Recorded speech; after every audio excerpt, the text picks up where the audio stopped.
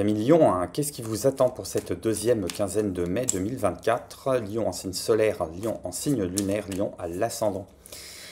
J'espère que vous êtes en pleine forme. Je suis content de vous retrouver. Merci de votre présence et de votre fidélité. On va interroger une carte de l'oracle G pour avoir un petit peu la couleur de cette quinzaine de mai. On détaillera ça avec un tirage du tarot et on terminera sur un oracle conseil. Alors pour mes lions, celle-ci a voulu sauter, on va la garder. Ça bouge. Ça bouge. Ça bouge, mais ça bouge soit à contre-cœur, soit avec un sentiment de remords, de culpabilité. Il y a quelque chose qui était solidement ancré, alors, il y a quelque chose qui pouvait être solidement ancré. Ça pouvait être un travail, ça pouvait être une position sociale qu'on est peut-être en train de remettre en cause parce que on se réinterroge sur ses véritables motivations, sur sa véritable envie d'être, sur peut-être l'endroit où on a envie d'être. Hein. Pour certains, il est question de liquider un bien, mais peut-être un bien immobilier auquel on était attaché, peut-être une maison de famille. Peut-être un appartement dans lequel on a vécu longtemps, dans lequel il s'est passé beaucoup de choses. Ça peut être un déménagement tout bête, mais qui vous met en face de défis qui sont à relever, avec toujours cette interrogation, est-ce que j'ai bien fait, est-ce que j'ai mal fait, est-ce que j'aurais pas pu prendre encore un petit peu sur moi, est-ce que finalement, en quittant ces murs-là, je quitte pas une partie de mon histoire? Et quelque chose me dit que vous êtes beaucoup trop attaché à cette image-là et à ces biens matériels-là plutôt qu'à son contenu en fait. Le contenu, vous allez le mettre dans vos bagages. Alors, si vous quittez un travail, si vous quittez un logement, la question c'est est-ce qu'on se souviendra de moi? Est-ce qu'on se souviendra de mon nom sur la boîte aux lettres? Est-ce qu'on se souviendra de ce dossier qui était hyper épineux et que j'ai réussi à traiter haut la main et qui sont victorieux? Il y a une question de en partant d'un lieu ou en quittant une situation, on voudrait s'assurer de laisser une trace, à mon avis. C'est ce que j'entends avec cette carte. Mais, et on se fait du souci par rapport à ça. Mais derrière ce souci-là, il y a une joie qui est cachée parce il y a une motivation profonde quand même qui vous pousse sur cette deuxième quinzaine de mai à changer les choses, à accepter que les choses changent aussi, à signer un contrat qui vous lie ou un contrat qui vous défait. Mais que pour le moment, il faudrait peut-être céder à cette volonté naturelle, à cette pente un petit peu naturelle qui consiste à aller cultiver la nostalgie et plutôt se réjouir du moment présent, se réjouir de cet entre-deux, se réjouir de cette liberté retrouvée, de ce changement-là, plutôt que d'aller cultiver une plaie du remords, une plaie du regret, une plaie d'une situation qui n'est plus.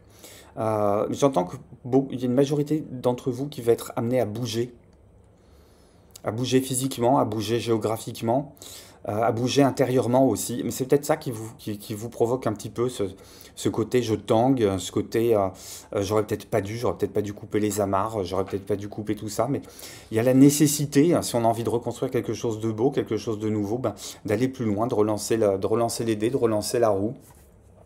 On va regarder avec le tarot, qu'est-ce qu'il en est? Tiens, j'ai votre carte en dos de paquet, donc il y a peut-être une question de est-ce que les murs font mon identité? Est-ce que les murs, c'est qui je suis? Est-ce que les murs que je quitte vont garder mon histoire? Et quelque chose me dit qu'on emporte son histoire avec soi, en fait, mais qu'il y aura peut-être besoin de l'entendre et de le comprendre, finalement. Il y a à la fois l'idée de se redonner une chance. Et on ne peut pas faire d'omelette sans casser deux, en fait. C'est-à-dire que vous ne pouvez pas garder en même temps une situation qui est passée et une situation qui est à venir. Il faut faire du vide pour faire du plein. Il faut faire de la place, en fait, dans votre vie. Cette deuxième quinzaine de mai va vous inciter finalement à faire de la place. Et faire de la place, ça peut passer par faire vos cartons, par faire vos valises, par faire vos bagages. Et peut-être que vous avez peur d'avoir cette sensation d'être chassé, cette sensation de ne pas avoir la main mise et le contrôle total sur une situation. Et on vous dit de laisser aller, de ne pas écouter vos peurs, de tenter le truc, même si à l'intérieur de vous, ça provoque des remords, des regrets. La question est de savoir, est-ce que c'est votre voix intérieure qui parle ou est-ce que c'est vos peurs qui sont en train de se manifester, de remonter à la surface? Qu'est-ce qu'on a dans le détail? Il y a une question d'accepter, de larguer les amarres. Je pense que c'est quelque chose que vous avez appelé de vos voeux il y a très longtemps. Et voilà, c'est en train de se positionner, c'est en train de prendre corps, c'est en train de se manifester dans la 3D. Et plutôt que de nourrir une énergie positive qui vous amènerait sur de l'avant, qui vous amènerait à cultiver un peu de passion, d'aller conquérir ce territoire, d'aller se conquérir ce territoire qui est un peu étranger ou qui est à l'étranger, je ne sais pas. Vous êtes trop attaché à ce que vous êtes en train de laisser. Votre regard n'est pas tourné sur ce que vous êtes en train de conquérir, votre regard est encore tourné sur ce que vous êtes en train de lâcher. Et peut-être que la mise en garde sur cette deuxième quinzaine de mai, c'est de ne pas finir comme la femme de Lot, transformée en statue de sel. Le sel, c'est le remords, le sel, c'est le regret, le sel, c'est ce qui pique les plaies. De ne pas cultiver cette douleur-là. Alors, qu'est-ce qu'on va en faire? On va voir ça, hein, évidemment. Hop. Hop. C'est ces deux-là qui m'ont voulu sortir en premier. Et ouais. Excusez-moi, je ris. Mais ça fait tellement écho à certains natifs et certaines natives du Lion que je connais qui sont un peu dans ces énergies-là en ce moment. Alors, pas forcément sur des questions de déménagement, mais sur des questions de... j'arrive pas à prendre de la hauteur pour remplacer ce que je pense être un manque par une simple sensation de manque. Et que, pour moi, ce 5 de denier... il vient créer de la place, il vient créer du manque, et la question c'est analyser ce manque, cette sensation de manque, qu'est-ce qu'il y a derrière? Qu'est-ce qu'il y a derrière? Est-ce qu'il y a le sentiment de... toujours ce sentiment de culpabilité, ce sentiment d'avoir mal fait, ce sentiment peut-être de laisser du monde derrière soi, laisser du passé derrière soi. C'est peut-être quelque chose qui vous travaille depuis un petit moment, parce que je pense que vous n'en êtes pas à votre première cicatrice hein, par rapport à cette redécouverte de soi-même, à ce trajet qui consiste à aller vers soi-même. Mais peut-être vous ne pourrez pas emporter tous les bagages avec vous, et on va vous demander peut-être de vous délester, de voyager léger, et je pense que loin des biens matériels, je pense que c'est quelque chose d'immatériel qui est à laisser de côté. J'ai toujours cette histoire avec cette association des deux cartes de ne pas cultiver les plaies, de ne pas réouvrir les cicatrices pour regarder ce qu'il y a à l'intérieur de la plaie et de comment ça s'est cicatrisé, mais de continuer à cicatriser et puis de regarder les cicatrices. Regardez ce que ces cicatrices vous ont appris, regardez ces cicatrices, le chemin qui a été parcouru par rapport à un point zéro, par rapport à une situation de départ, qui tient peut-être justement à cette histoire de biens immobiliers, d'appartements, de maisons, de racines aussi. Et d'aller mesurer plutôt le chemin parcouru plutôt que de regarder ce qui vous manque. Ouais, on est beaucoup plus fort qu'on ne le pense, mais on se voudrait déjà maître, on se voudrait déjà expert hein, par rapport à cette transformation, par rapport à cette redécouverte, par rapport à ce grand changement, mais vous n'en êtes qu'au balbutiement sur cette deuxième quinzaine de mai. On vous dit d'accepter le fait de n'en être qu'au balbutiement. Moi, je trouve qu'en acceptant d'épouser ce virage-là, il y a de belles opportunités qui vont vous apparaître. Des opportunités qui vont être nombreuses, devant lesquelles vous allez hésiter. Et je pense que vous allez soulever plusieurs coupes. Et instinctivement, vous allez peut-être soulever des coupes qui vont vous ramener à une blessure profonde. Une blessure qui a besoin d'être cicatrisée, hein, mais sur laquelle il y a besoin de trouver un recentrage. Et je vous disais, hein, de voyager léger, j'ai le 10 de bâton qui est aussi en dos de paquet. Il y a une question d'aller alléger sa nacelle, de prendre de la hauteur, de prendre du détachement, d'utiliser ces moments de solitude, de recentrage avec soi-même, peut-être pour aller méditer, peut-être pour aller marcher au bord d'un fleuve, dans un parc, au bord de la mer, prendre du temps pour soi, refaire du sport aussi, de manière à pouvoir continuer à entendre les leçons de cette reine d'épée, entendre les leçons de ce que vous avez pu vivre dans le passé, comment ça vous a fortifié et non pas comment ça vous a affaibli par rapport à l'image que vous avez de vous-même. Qu'est-ce que j'ai d'autre? Ouais, 8 de coupe et 6 de bâton. Je vous le dis, hein. 8 de coupe, 6 de bâton, c'est à partir du moment euh, où on a fermé la porte de cet ancien bureau, on a fermé la porte de cet ancien logement, on a fermé la porte peut-être de cet ancien mariage, de cet ancien lien. À partir du moment où on a fermé la porte, il y a une forme de victoire, il y a une forme de soulagement, il y a une forme de nouveauté qui apparaît, une forme de tranquillité. Il y a une question d'être fier de soi sur le fait d'avoir réussi à épouser ce fameux virage-là qu'on vous demande de travailler sur cette deuxième quinzaine de mai. Mais je pense que c'est quelque chose qui vous prend vraiment au viscère et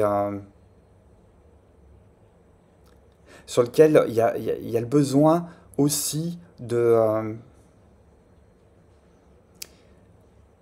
faire agir quelque chose qui n'est pas nécessairement présent dans votre boîte à outils tout de suite. Il y a une question sur cette deuxième quinzaine de mai d'aller aussi interroger euh, d'autres façons de procéder, d'autres éclairages. Ça peut être des conseils d'un thérapeute, ça peut être les conseils d'un entourage proche aussi. Ça peut être ce que vous pouvez lire dans les livres. J'ai une question de regarder ce qui se passe dans les modes d'emploi pour...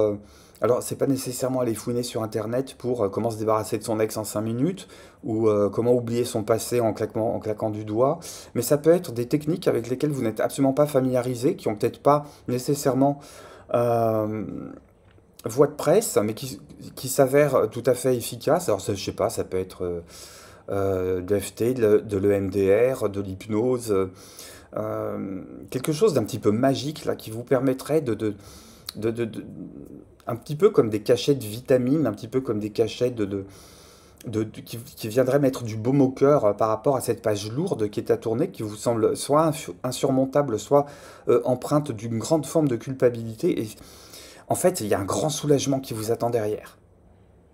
Donc s'il y a un effort qu'il y a à fournir pendant cette quinzaine, ne lésinez pas dessus.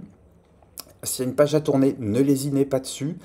Euh, S'il y a une grosse claque à se prendre dans l'histoire, acceptez-la, endossez-la, ça finira par passer. Euh, il y a une question vous savez, c'est le sablier qui s'étrangle à un moment et puis qui après se réouvre à nouveau. Et je pense que sur cette deuxième quinzaine de mai, euh, sur un pan de votre vie ou sur même la globalité de votre vie, il y a une question de se retrouver un peu étranglé dans ce passage-là en se disant, euh, il faut que j'avance. Malgré le chant des sirènes, il faut que j'avance. Alors justement, hein, qu'est-ce qu'on peut vous donner comme conseil par rapport à ça? Vous me laissez en témoignage comment tout ça, ça résonne avec vous?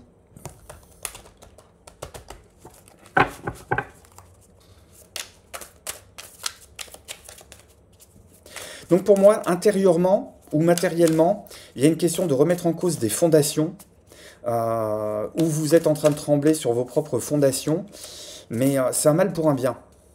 C'est un mal pour un bien parce que vous êtes en train de négocier un virage, et ce virage est tellement important, il y a tellement d'enjeux qui se jouent, que par peur de vous planter, vous avez peut-être peur de lâcher la proie pour l'ombre. Et regardez ça, mes amis lions. On vous parle de possibilités illimitées avec les étoiles dans le ciel.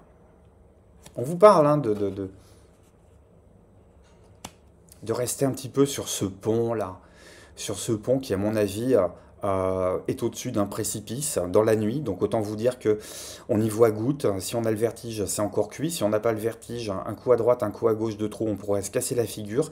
Et cette carte, elle vous demande de vous poser au milieu, d'être zen, d'accepter cet entre-deux, d'accepter les forces que vous allez recevoir de cet entre-deux, de regarder à quel point ça vient vous solidifier, à quel point ça vient euh,